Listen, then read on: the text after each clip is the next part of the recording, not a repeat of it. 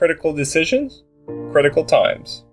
As I mentioned in earlier articles, the first week Ryan was in the trauma center at North Shore University Hospital, only his mother, Karen, his father, Rich, and his sister, Lauren, were allowed in the room with the doctors and staff. You could not find better people to be making the critical decision, not only to save Ryan's life, but to help determine what kind of life Ryan would have in the future. They were able to clear their minds that they could take in all the information and options, and make the decisions Ryan's doctors needed in order to proceed. Ryan's parents were given percentages of best and worst case scenarios, and were constantly updated so they could make quick and intelligent choices. The first thing doctors had to do was stabilize Ryan's brain and body. Procedures were done to relieve pressure on the brain. Medications were adjusted to control his vital functions. A breathing tube, feeding tube, waste evacuation tubes, and IVs were administered. Monitors for blood pressure, heart rate, breaths per minute oxygen, and temperature had to be watched constantly. The slightest adjustments could cause pressure on Ryan's brain. It took several days to achieve any kind of stability and balance to the brain.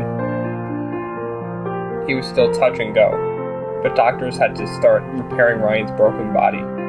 His femur, thigh bone, was shattered, and a metal plate from his hip to his knee had to be surgically installed on the bone of his left leg.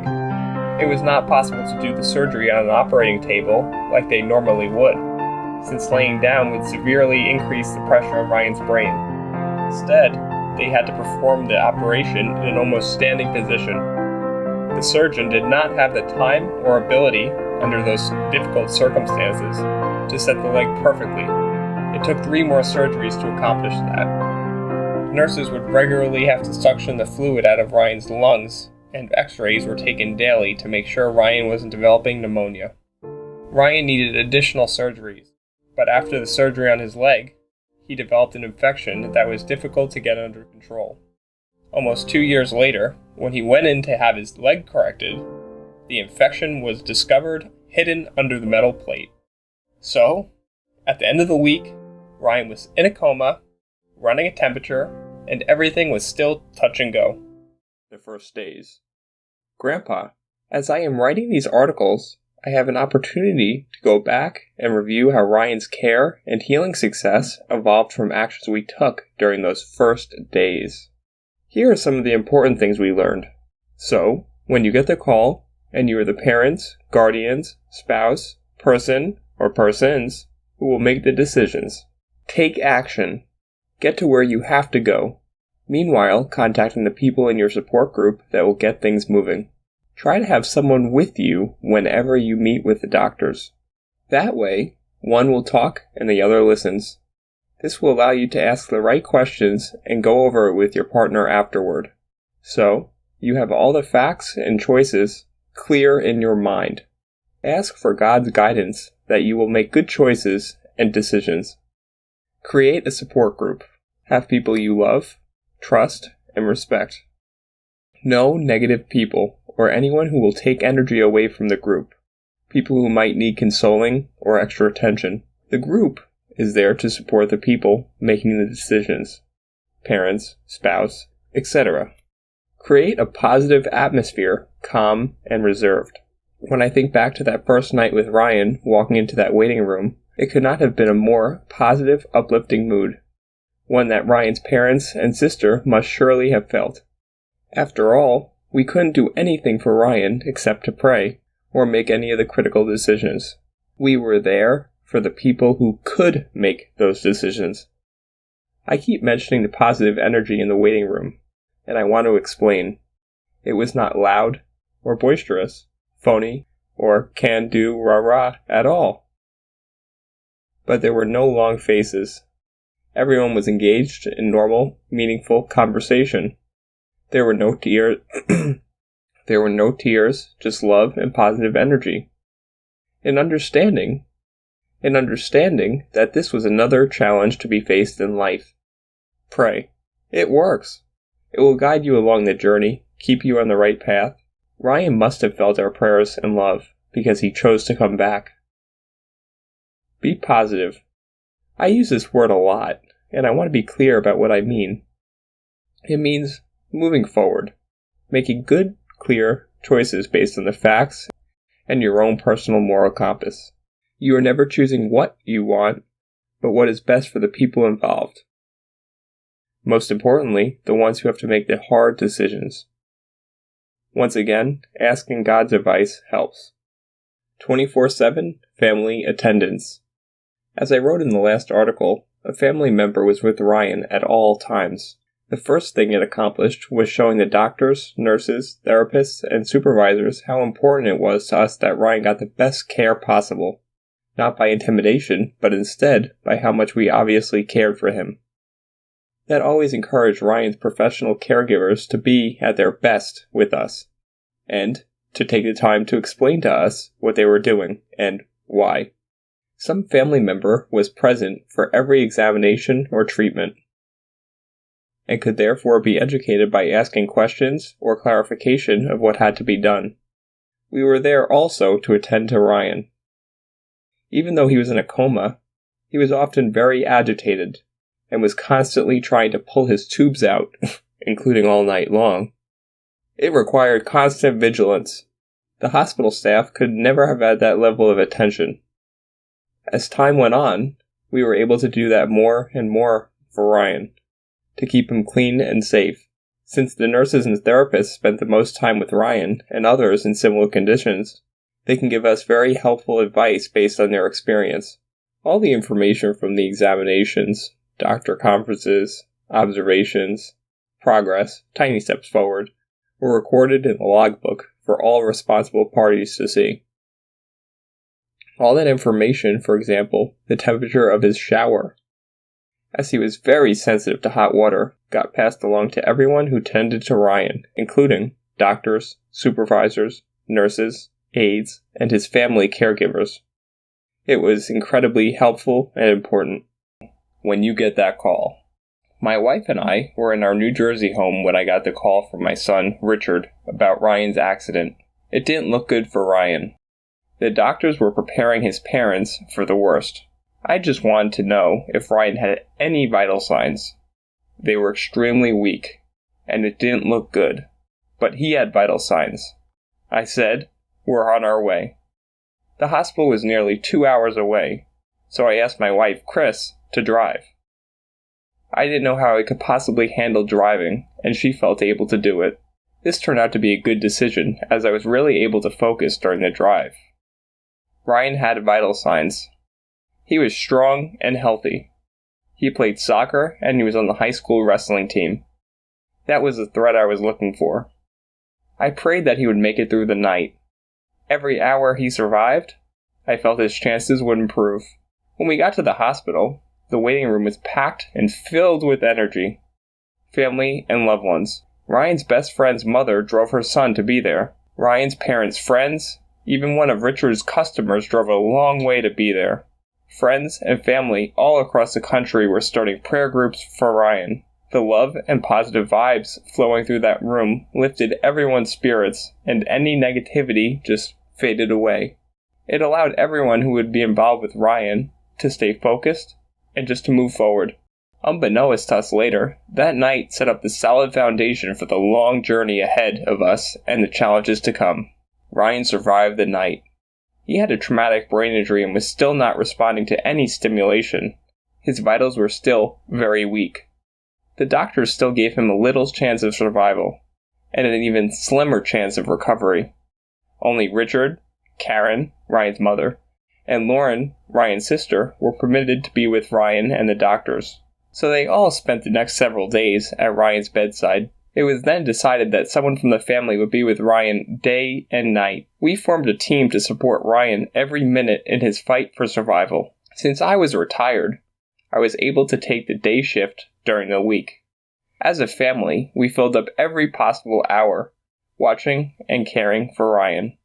He was never, not even once, in his room alone.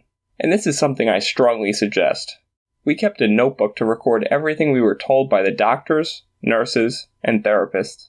We also included everything that was done in these sessions, any observations we made of Ryan during the time we were with him.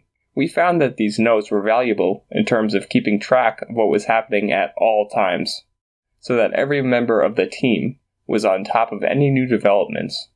There would be no failure in communication. And although Ryan was in a coma, he continued to survive. Those first days with Ryan moved along from minute to minute.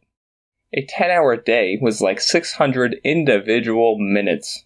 They were so important, and I don't want to rush through them, so I will put them in the next article. But this is another strong point I want to make. Many thoughts go through your head in 600 minutes.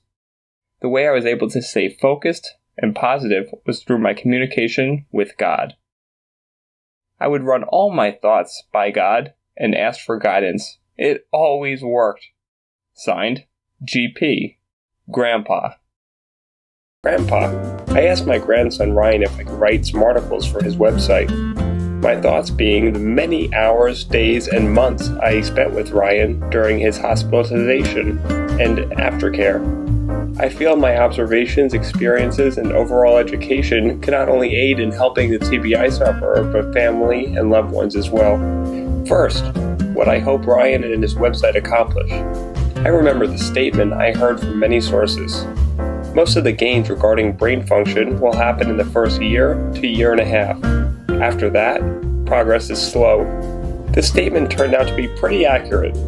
So, what do you do when progress slows down?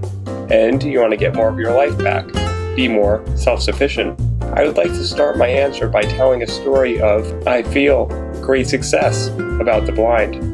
I was walking with my wife in front of Lincoln Center, New York City, where Broadway, Columbus Avenue, and West 65th Street intersect. We watched as a blind man with a cane crossed multiple streets, first from west to east, and then north. Then entered a subway station, going down the stairs by himself. But then I thought about it. I realized he was actually not unassisted. Someone invented the walking cane for blind people. Then, instructors trained them in the use of the cane. Over time, sidewalks, traffic lights, buildings, stairways, subway stations, and intersections were specially designed to accommodate the blind people's disability. Although you cannot give them back their sight, you can make effective use of their other abilities. By the same token, you can't repair the damaged parts of the brain from TBI, but you can invent other ways to accomplish everyday tasks. It is tedious and slow trying to do it by yourself, so wouldn't it be nice to have a website to visit, where you can share ideas, problem solve, hear success stories, and most of all, give a voice into the tens of thousands of TBI sufferers and their families? In the future, you will be hearing from people who have TBI and have used the skills that they have to create careers and positive additions to their lives. As I wrote earlier, I will write articles in how we got through it with Ryan and what kinds of things gave us the most positive results. Let's break through that 1.5-year wall. Stay tuned for the next video where I continue to read Grandpa's first-hand account of Ryan's TBI recovery process while in the hospital. Week 2. This is when I started taking the weekday daytime shift. I was relieving my son Richard, who was with Ryan during the night. I had no idea what to expect. Since Ryan was in a coma, I assumed I would just have to sit by his bedside and let the professionals do their jobs. For about 15 minutes, that was about right. It was quiet.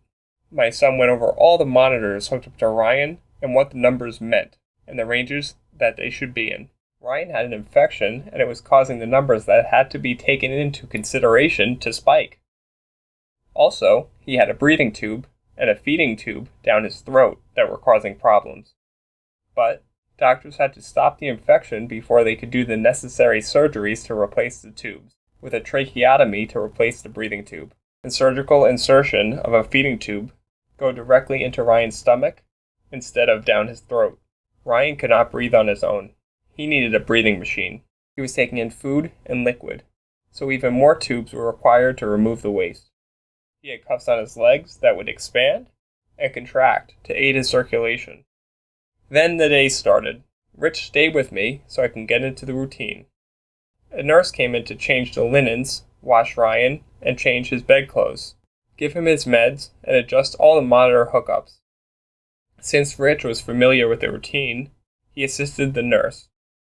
This was good for several reasons. It was done correctly, and it gave the nurse the time to go the extra yard, and the time to train us and answer questions.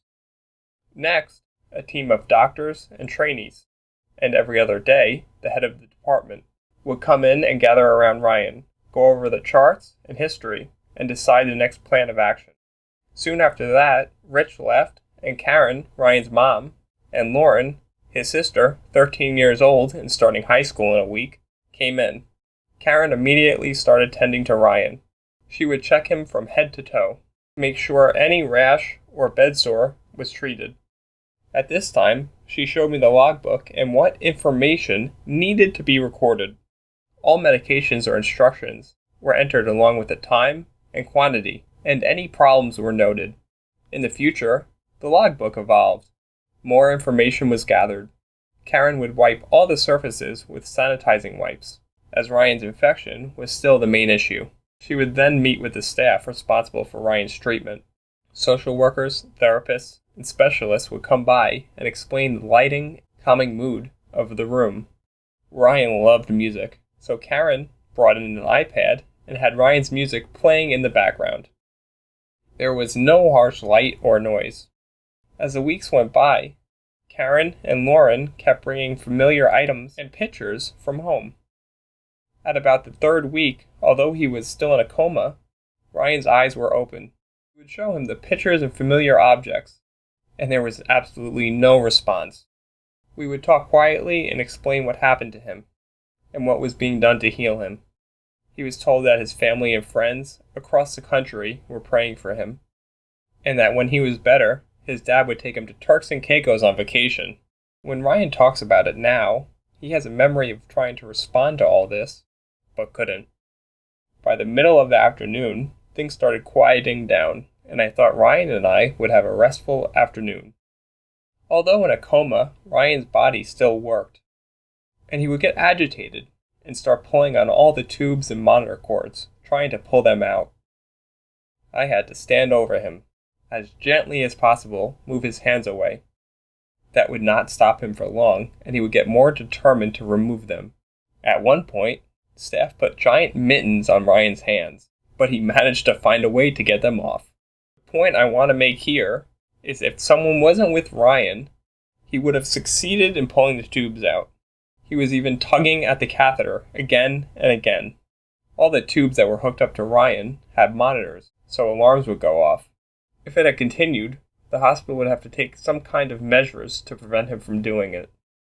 A nurse would have to leave another patient or duty to reattach Ryan's tubes, but it wouldn't stop him from continuing to pull at them.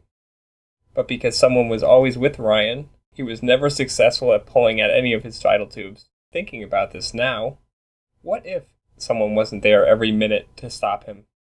How would the hospital have solved this problem? And there were so many other reasons to be there. Ryan's sheets would bunch up. He would slide down in the bed. The bed pads would fold up. All these little things would cause circulation problems, infections, and bed sores. Ryan had to have a chest x-ray every day to be sure he didn't contract pneumonia. There was always something to tend to. Every minute of the day and night was a new experience. Grandpa's Corner, number 6. Moving from Phase 1 to Phase 2. By Grandpa. I feel there was still some confusion, so let's recall the 5 weeks Ryan spent at North Shore LIJ, Phase 1. During this time, doctors were able to stabilize Ryan's vital signs and infection enough to do 4 surgeries. Install a plate on his left leg, hip to knee, install a plate on his broken clavicle, chest bone, perform a tracheotomy, install a feeding tube directly into his stomach, and stabilize his fractured pelvis. Keeping Ryan alive and fixing his broken body required everyone's efforts. After 5 weeks, although Ryan's eyes were open and he was breathing on his own, he showed no signs of coming out of the coma. It was time for Phase 2. Ryan would have to be transferred to a rehabilitation center that specialized in traumatic brain injury, TBI. Karen and Rich, Ryan's parents, were given a list of those facilities. There were many things to consider. Karen and Rich spoke to all the professional people for their opinion, and 3 places stood out, any one of which would be acceptable. They made appointments to see all 3. They finally chose Blythedale Children's Hospital in Valhalla, New York. It was further than the others, but it was all highway driving, and as long as rush hour was avoided, it was a very pleasant drive, less than an hour. Blythedale caters to teenagers and children, so they have school classes for every grade. All the facilities, doctors, and staff are geared for young people. It is very well organized, and every level of recovery is addressed. Remembering how important the positive feeling was in the waiting room, that first night of Ryan's accident, that's what got us through Phase 1. At Blythedale, we couldn't help but feel positive that Ryan was in the right place. Phase 2. My first impressions of Blythedale. I arrived between 9 and 10 a.m. It didn't feel like I was walking into a hospital. The lobby was bright and had a huge tropical fish aquarium along one wall. I signed in and was given directions to Ryan's room. I met my son Rich in Ryan's room. I asked where everyone was, and I was told they were either in school classes or therapy. Ryan's room was large and bright, and he was the only patient in the room. The room had a large bathroom, a round dining table and chairs, along with plenty of open area with lounge chairs and a place to make a bed for whoever was spending the night with Ryan. This was very different from North Shore LIJ Hospital, where Ryan's room was set up with low light and quiet so that Ryan could rest and heal, as if a hospital is never quiet or restful. I had no idea how they were going to deal with Ryan's TBI, as he still showed no signs of coming out of the coma. Up to now, there was no indication of brain activity or reaction to any stimulation. Where do you start? The answer was, they went back to the basics. Ryan's room was set up to reflect normalcy. There were more family visitors, lively sounds, and conversation going on all around Ryan. Karen, mom, and Lauren, sister, decorated Ryan's room in colorful holiday themes and traditions. Music was playing, or the TV was on. Ryan's room was set up with low light and quiet, so that Ryan could rest and heal. One of the things the center provided was a special mattress for Ryan. The physical therapist laid down a computerized mat for Ryan to rest on. A computer screen showed Ryan's weight distribution on the mat in a grid of light, and the mattress was designed with air pockets that lined up with the grid. Since Ryan was still bedridden, and even in the future would be spending so much time in bed, it was important to avoid bed sores.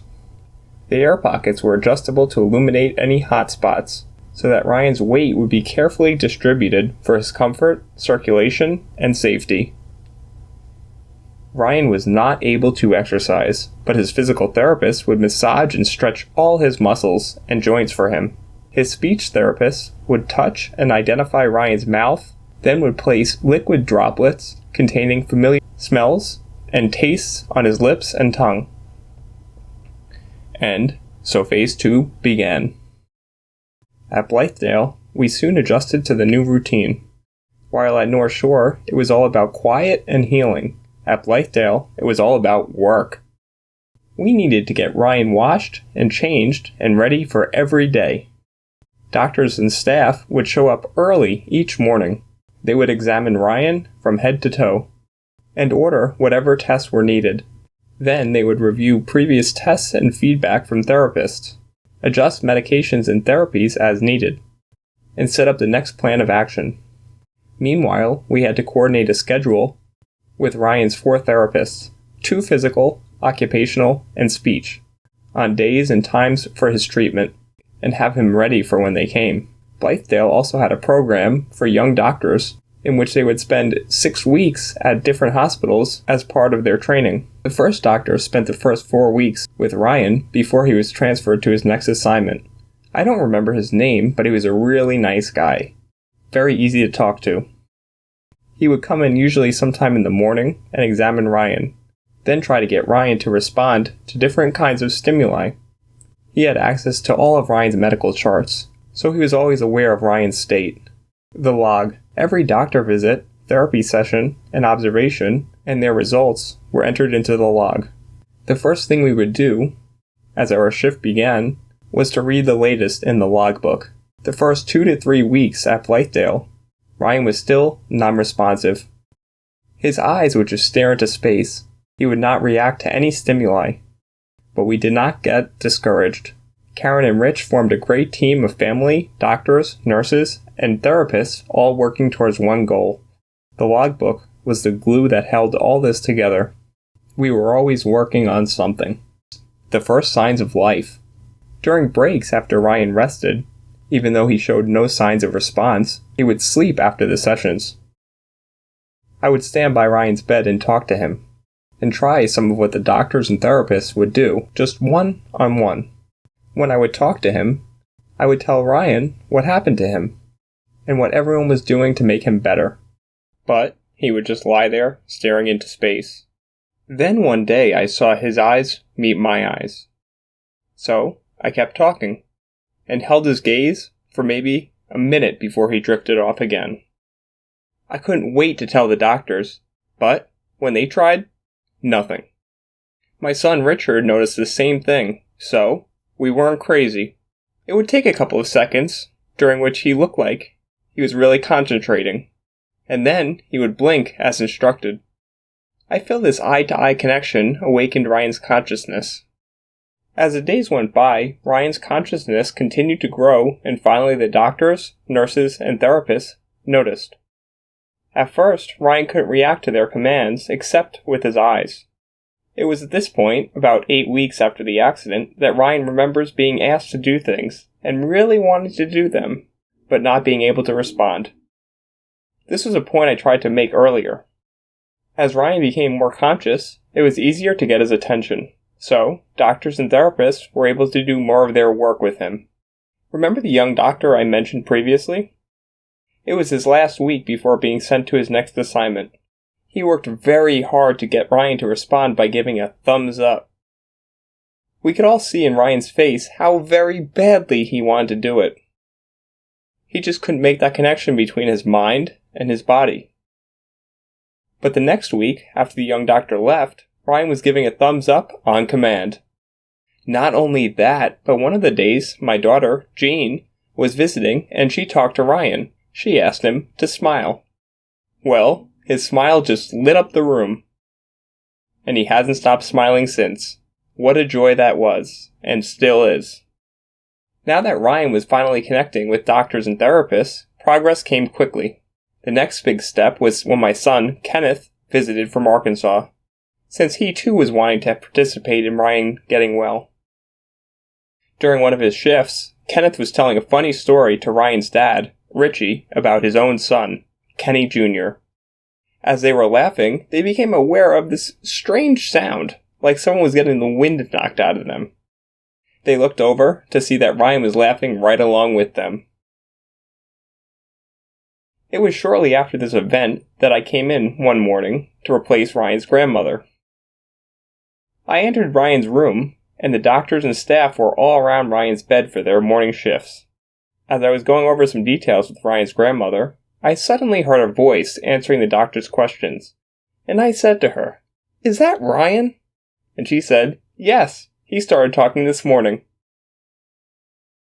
I was stunned, and immediately got Ryan's parents on the phone, so Ryan could say hello.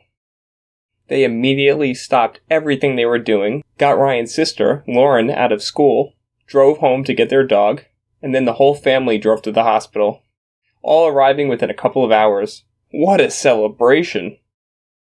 I feel that Ryan's laughter at hearing the story about his cousin, Kenny Jr., led directly into Ryan being able to talk.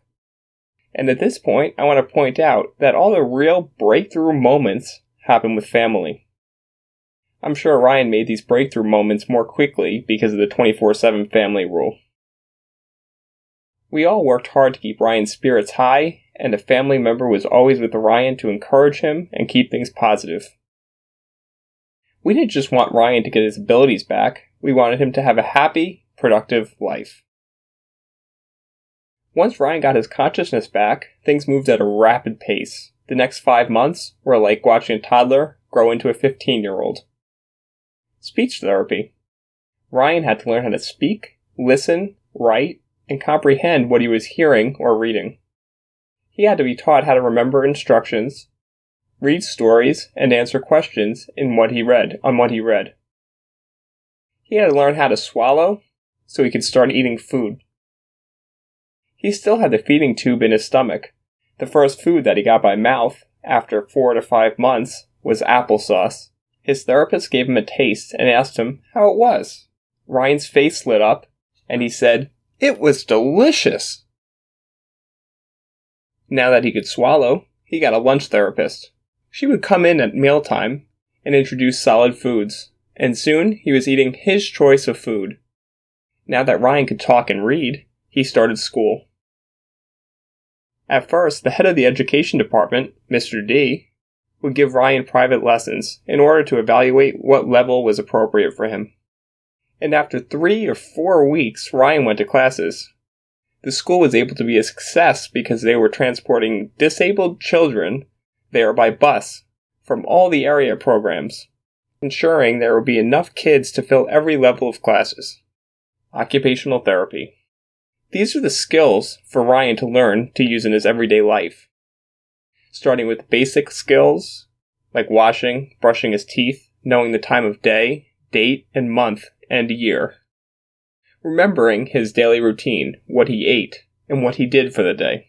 There was more reading and reading comprehension, mentioning key words, vocabulary, working with numbers, and problem solving. There was even a full kitchen set up in the department, with fully stocked cabinets. The OT staff gave Ryan a list of items to pull from the cabinets, and after they were located and assembled, Ryan had to put them back right where he had found them. At one point, with Ryan's eyes closed, you could put a pen or an 8-ounce carton of milk in his hands, and he would not be able to tell the difference between them. The brain is an amazing organ. The way it could find new ways to learn and adapt to lost skills. Up to now, some of those skills are irreplaceable. Hopefully, future technologies in the medical field will find breakthroughs. Knowing one's limitations allows the patient and support staff to know what kind of help the patient will need in order to function in everyday life. Physical therapy. The first problems were Ryan's coma and having to heal his broken body. Once Ryan got to Blythedale, 5 weeks after the accident, his physical therapy started to be planned. As I mentioned in an earlier article, the first thing done was to set up a pressure point-free mattress, since his treatment would begin in bed, as doctors and therapists would manually work Ryan's muscles and joints. One major problem was Ryan's broken leg. He had a metal plate installed on him hip to knee during his emergency surgery when it wasn't known if Ryan would survive. The procedure had to be done quickly and in a body position that made it impossible to line up the joints properly. So the first problem was that the leg was 30 degrees out of alignment. Ryan's foot pointed way too far to the left. The second problem was that the leg was bent at the knee. Special braces were made to gradually straighten the knee, but they did not work. Since Ryan started to come out of the coma, doctors wanted to get him out of the bed and into a chair. Since Ryan could not put weight on his leg, he was wrapped in a harness, and with the help of a hoist, similar to the one used to take an engine out of a car, he was lifted out of bed and into a chair. After a while, the hoist was also used to put Ryan into a wheelchair, so that he could be mobile. When all the efforts failed to get Ryan's leg to straighten, it was decided to do a surgery in which some of the cords of the hamstring were cut to allow the knee to straighten out. The results were still not great, and it was still a problem to extend Ryan's knee fully. His foot still pointed out 30 degrees, but Ryan did learn how to walk on it and climb stairs. It took 2 more surgeries, as well as refreshing and installing new hardware at a later date, to finally correct the leg. Ryan has full use of his leg now, although the injured leg is 1 inch shorter than the other. With the exception of his leg, Ryan's physical therapy went well, and his range of motion and coordination came back, and he was mostly pain-free. Because I was a daytime weekday support person, I was present for most of Ryan's therapy and treatment. Again, using the logbook and verbal communication, I was able to relate all of this to Rich and Karen, as well as the doctors and support group, so that they could coordinate and plan Ryan's treatment with the medical team. All this activity, physical and mental, really tired Ryan out, so it was extremely important to make sure that Ryan got the rest he needed for his well-being. At one point, at the end of a day's activities, I noticed some anger in Ryan, so I was able to report this to Rich and Karen. They then consulted with Ryan's treatment team, and his meds were adjusted accordingly.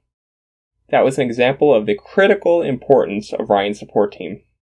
As Ryan's abilities and speech were returning, he was kept very busy with therapy and school.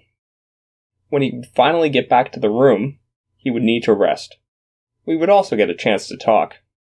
It was on one of these occasions that Ryan announced to me that he had met Jesus. I didn't know what to think, so I went with it and asked him to describe his experiences. Ryan said he was in complete darkness, unaware of his location or what was going on. He felt helpless and scared out of his mind. Ryan was raised as a Catholic, attended church, religious instruction classes, and made his confirmation. But like most 15-year-olds, religion was not one of his priorities. So when he started describing this religious experience, I couldn't imagine where it was coming from. Here is a gist of what Ryan told me, to the best of my memory. When Ryan found himself in that frightening position, he flashed back to his second-grade religion teacher, who told the class that whenever they found themselves in the position of helplessness and despair, to go to Jesus. Ryan called out to Jesus and soon found himself rising through the darkness. And at the end of the darkness was Jesus. And at the end of the darkness was Jesus. Jesus was big, were Ryan's exact words. Then together, they started going over Ryan's life, all the good that he'd done, and the bad. And Ryan had the realization that he had not been going in a good direction. Jesus asked Ryan if he accepted him as his Lord and Savior. At this point, I asked Ryan how they spoke, and he replied that he didn't have to speak. He just understood, more clearly than words could describe. As soon as he thought of a question, he knew the answer. He felt he had a knowledge far superior than anything he ever experienced in life. Ryan accepted Jesus as his Lord and Savior, and Jesus introduced him to heaven. Ryan said that heaven's light was so brilliant, yet it didn't hurt his eyes. The beauty and the colors were more magnificent than words could describe. And there was beautiful music, better than anything he had ever heard. Ryan said it was 1,000,000 times better than any Christmas morning he'd ever had. He said he never wanted to leave, and he never thought about his life on earth. It was at this point that Jesus let Ryan know that he was going back to his earthly life. Jesus wanted to give Ryan an exemplary life, and to share his story among the people in his life. I didn't ask Ryan many questions, as the information was just pouring out of him, and I didn't want to stop the natural flow. Soon after that day, I got together with Ryan's dad, my son, Richie, and asked him if Ryan had told him anything about his out-of-body experience. Ryan had indeed told Richie, who shared more details. I will share one of them now. While Ryan was in a coma, his grandfather, Papa, was hospitalized and passed away. Once out of the coma, the first day that Ryan began to talk, his father, mother, and sister came to the hospital. The first words that he said to his mother were, "Papa says he's fine." And yet, there was no way for Ryan to have known that his grandfather had passed away. Ryan has shared his story in a number of churches and organizations. Hopefully you will get to hear Ryan tell the story himself. It has brought much joy to anyone who has heard him tell it.